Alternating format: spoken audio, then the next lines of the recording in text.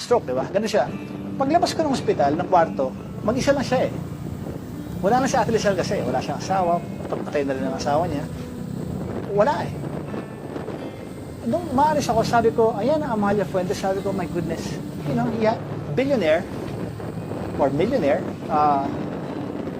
Amalia, ang laki na pangalan, tapos nakita mo on her deathbed, parang nag-iisa. Hindi mo talaga dadalhin lahat eh, sa buhay. So parang gusto ko sabihin sa tao, parang wag na tayong problema talaga sa buhay. Parang nandyan na yan. Maging masaya tayo dun sa meron tayo talaga.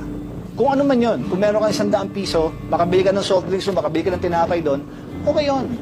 May pamasahe ka, may trabaho ka, may konting kita ka, ayos yun. Kasi hindi naman pera lahat. Minsan kailangan natin, mga mahal natin sa buhay, kasama natin.